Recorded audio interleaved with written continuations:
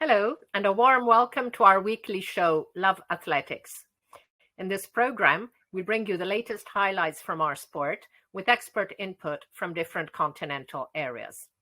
And we're delighted to have as our guest today Slovak journalist Zuzana Trojakova. Hello, Zuzana. Lovely to see you, and a big thank you for joining us. Hi Anna, it's really nice to talk to you again. Now, Zuzana, I've known you for many years, but I never asked you what motivated you to get involved in athletics and start a career as a sports journalist. First of all, I would like to thank you for inviting me here as a guest because it's always very nice to speak about something you really like. And athletics is my hobby and also my profession now, so I'm really glad to be here. My beginnings were really simple because I used to be a high jumper when I was a kid, but unfortunately I didn't make it to any Olympics or World Championships, so I still was dreaming about participating at the major championships. So step by step I was fulfilling my dreams via this career because I started the cooperation with Alfons Juk in his athletics management company Top Athletics and also Pavel Prusha, and they gave me the chance to to work with athletes and to work in athletics.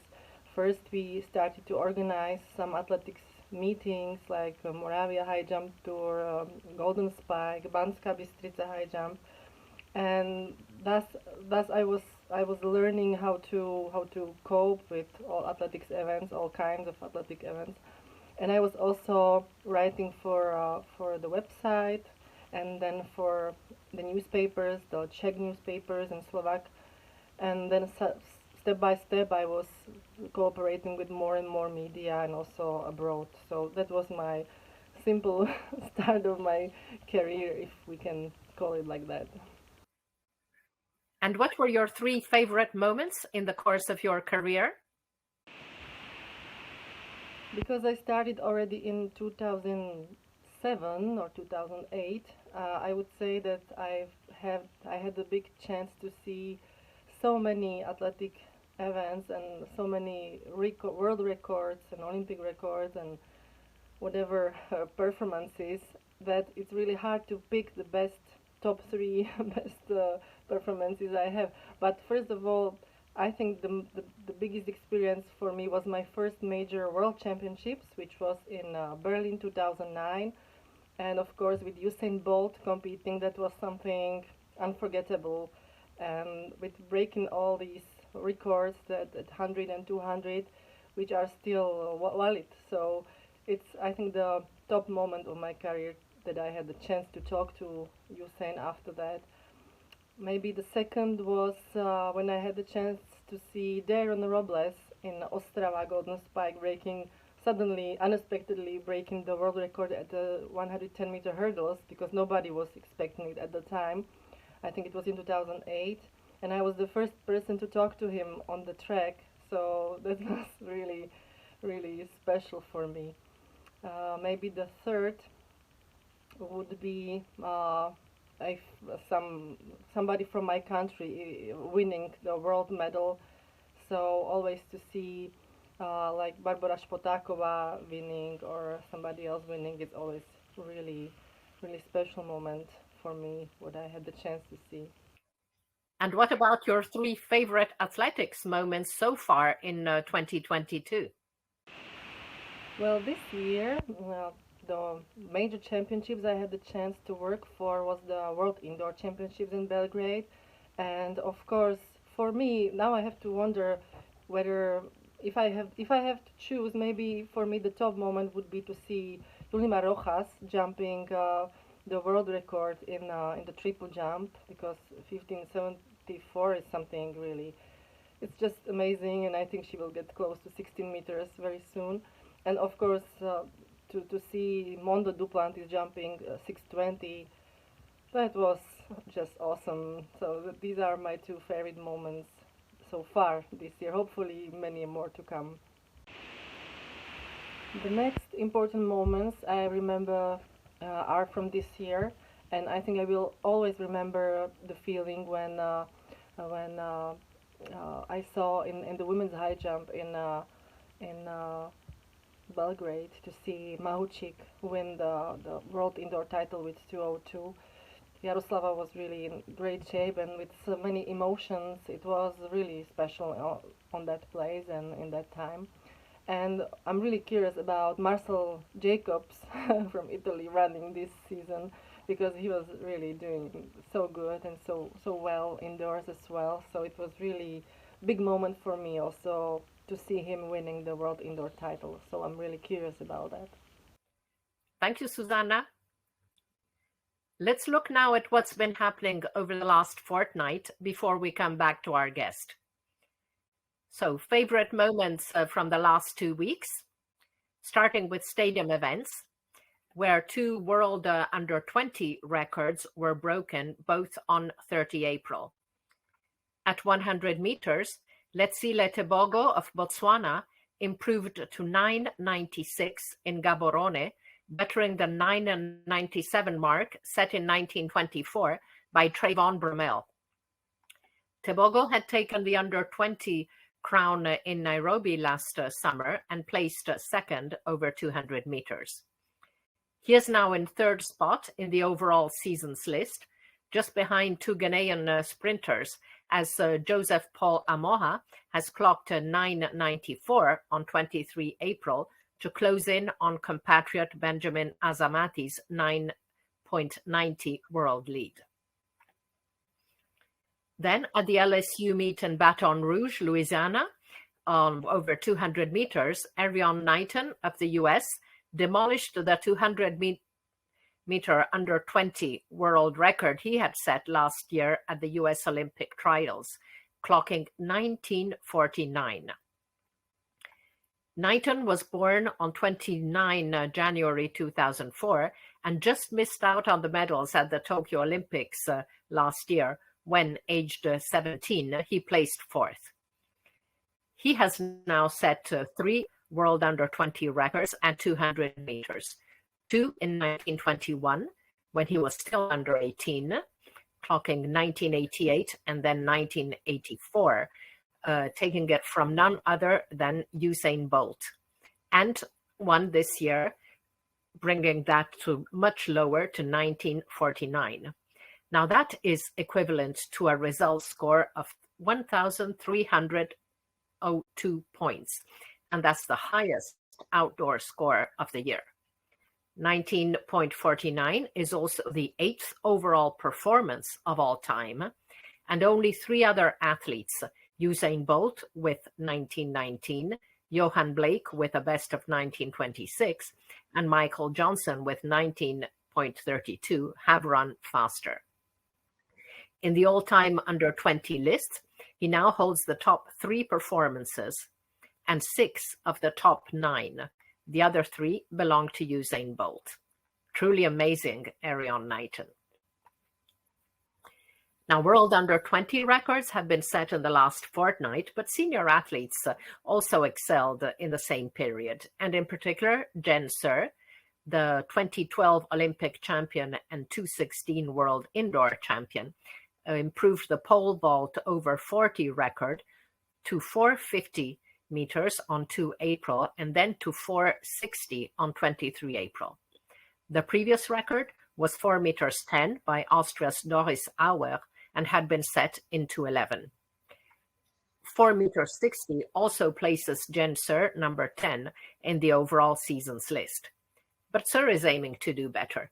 She holds the over 35 record with 493 set in 2:18 and also cleared 4 meters 91 in 2:19. So let's look now at other top marks for stadium events, which include the following notable world leads.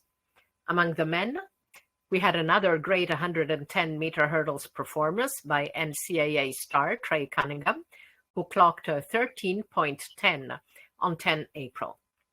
Cunningham also boasts the 4th and 6th best performances of the season. Then we had a great season opener by the US 2019 and 2015 shot put world champion Joe Kovacs, who threw a massive 22 meters 46, also on 30 April in Nashville. First man over 22 meters this season.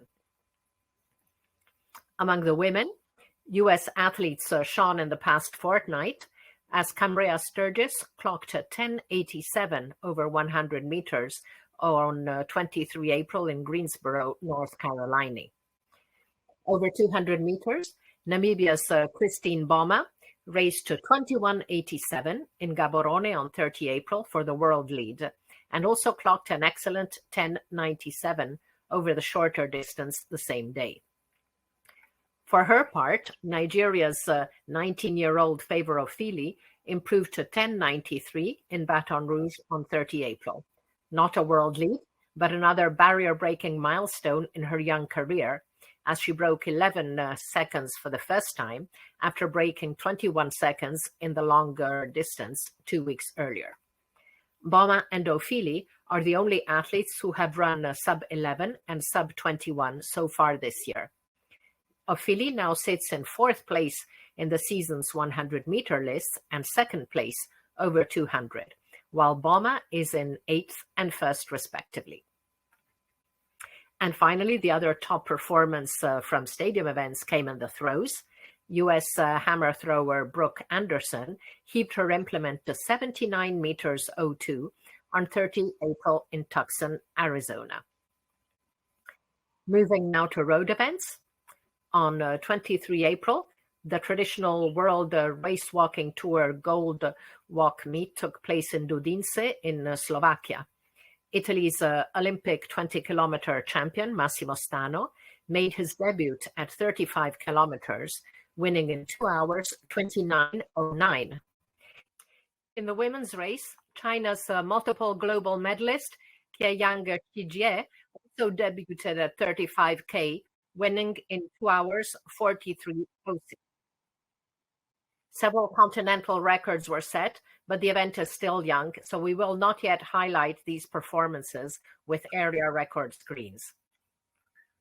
The 20-kilometer races went to Latin American athletes, with Mexico's Sofia Ramos victorious among the women in 1:34:04, and Jose Alejandro Barrondo of Guatemala among the men in 1 hour 20:56. Now, Zuzana, you must have covered several of the 41 editions of the Dudinska race walking meet. Do you have any stories to share with us? Dudince is a special place for athletic fans in Slovakia, but I didn't cover so many of them. It was quite a long time ago. But what I remember was that the atmosphere in the really small spa city, Dudince, is really amazing, and the people are supporting all the race walkers so much.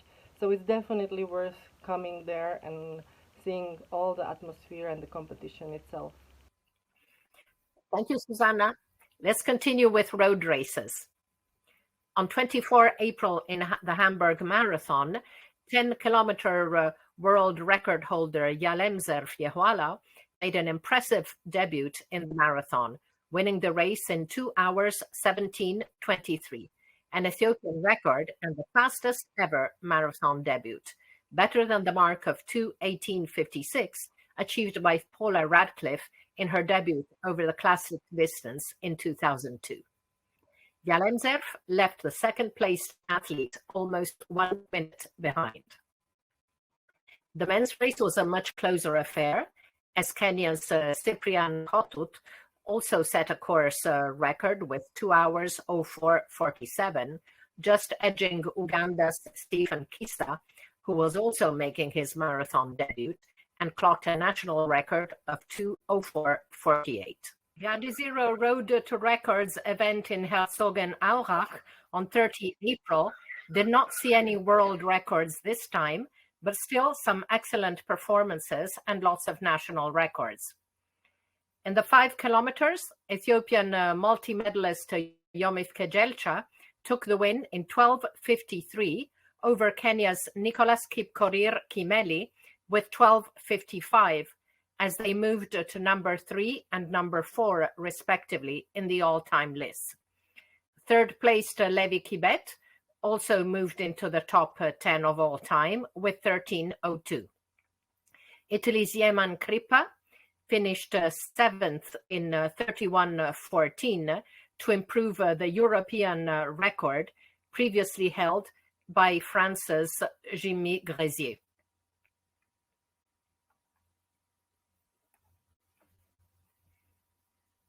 Over 10 kilometers, Kenya's Kibiwot Kandie took the win in 26:50 over compatriot Sebastian Kimaru Sawe with 26:54, and Burundi's World Cross Tour winner Rodrigue Quizera third in 26:56. The trio moved up to number 4, 5, and equal 6 in the all-time lists. The half marathon saw a Kenyan podium sweep with Matthew Kimeli in 59:30 over Bernard Kimeli, no relation, in 59:32, and Alfred Barkat in 59:36. In the women's event, Ethiopia's Sembere Teferi took the 5 kilometers race in 14:37, while compatriot Fantaye Belaine took the 10K in 30:24 over Kenyans Joyce Chepkemoi Tele, 30:33, and Sheila Chepkirui Kiprotich, 30:35. And Ethiopia's Tigist Asefa took the half marathon in 67:28. But let's get back to our guest. Zuzana, as well as working as a journalist, you're often part of the flash interviews team at major championships. Tell us what is special about this role. Flash interviews, it's a really difficult and tough job, I must say. Maybe it looks like a dream job, but the more I'm doing it, I would say it's really tough, because you have to be really patient and diplomatic, and you have to know many things about athletics and about athletes to get something really important and interesting for media. The flash quotes, it's a very important output from every event, because basically it's the thoughts and the emotions and the feelings and the information you get from the athlete right after he or she gets to the finish. So we are one of the first people talking to the athletes, sometimes to athletes who don't speak English. So it's really big advantage if you can speak different languages, so that you can speak with the athlete in his or her mother tongue, so that you can get something interesting or important for media. So everybody who is accredited for event can use the flash quote, and they can use it in their articles or whatever, wherever they need it. So it must be really quick, and it must be interesting. And it's really hard to get something like that, especially from athletes who are really over motivated or too happy or too excited about the competition, and on the other hand from athletes who are really upset or injured or unsatisfied with the results. So it's really tough sometimes to speak to these athletes, but most of the time they are really nice and they understand the job, so they are really helpful. So I'm really thankful for them. Are there any special moments you can share with us about your work as a flash interviewer? To speak to somebody who just broke the world record or who won the major medal, it's always really special, and everybody wants to speak to these people. So it's really a privilege to speak as one of the first person this athlete is meeting in the mixed zone. So this is really interesting. But for me as a high jumper, I really have like closer to the technical field events, and especially high jump. So if I can mention really interesting moment from my career, it was when I was just really young, and I had the chance to speak to Javier Sotomayor or Dick Fosbury, who were really my big idols, and I admired them for all of my life. So I really appreciated this chance to meet them, and we also sometimes become friends with some people. So especially with Dick Fosbury, we are still in touch on Facebook and social media. So I'm really really happy for this. And of course, there are also some other moments I have to mention which were really special, like talking to. I mentioned already Usain Bolt, of course, but for example, also people like Christian Taylor, who I really admire a lot, or always my friends from the Czech Republic or Slovakia who are doing well. I remember when, for example, Vítě Veselý won the 2012 European title, so that was really really important medal for Czech athletics, as Jan Železný didn't make it in his career, and this was the first gold medal for the javelin thrower, and then he won the world championships in 2013, and of course at the Diamond Leagues it's always crazy because you have really really lack of time and you have to be really quick, and the athletes are just coming and you have to be really quick, so sometimes you even don't have the chance to watch the competition, and it's hard to ask the questions when you don't see how they were running, but you have to be professional, and even the athletes help you sometimes with, if you don't know, you can ask them whenever you need, so it's really nice work. I appreciate. Thank you, Zuzana. Now, more sad news, unfortunately, as another protagonist of the world of athletics has left us. Ukrainian long jumper Lydia Alfeyeva, competing then for the Soviet Union, has died at the age of 76. Her standout year was 1976, when she first became the European indoor champion after placing second in 1975. She then won bronze in the 1976 Montreal Olympics and placed 8th 4 years later in Moscow.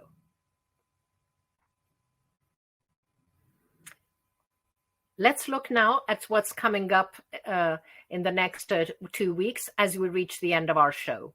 It will be a busy fortnight, both in stadia and on the roads. So the athletics event at the South American Youth Games, scheduled from 5 to 8 May, are underway in Rosario, Argentina.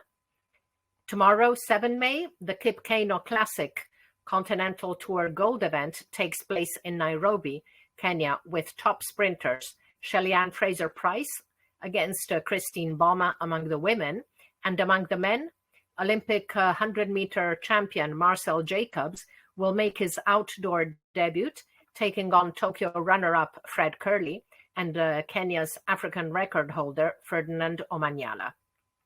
It will also be a busy weekend for race walkers, as 2 gold tour event take place on the 7th of May in Rio Maior, Portugal, and on the 7th and 8th of May, a silver event in Taicang, China. 7th and 8th of May is also the combined events gold event in Ratingen, Germany. And on 8th May, several major road races are taking place: Prague Marathon, Lisbon Half Marathon, and Barcelona Marathon. Then on the 13th of May, we have the first Diamond League meeting of the season in Doha, Qatar. On 14 and 15 May, combined events gold event in Bydgoszcz, Poland. On the 16th of May, another race walking tour event in Madrid, Spain. And on 20 to 22nd of May, the Ibero-American Championships take place in La Nucia in Spain. So we're now at the end of our show. It was great having Zuzana with us. Thank you for having me. Enjoy athletics. Have a great day and talk to you soon again. Thank you, Zuzana. Thank you all for watching, and see you all in 2 weeks in Love Athletics to look together at the highlights, comments, and analysis of what's been happening in our sport over the past fortnight. Thank you. Bye-bye.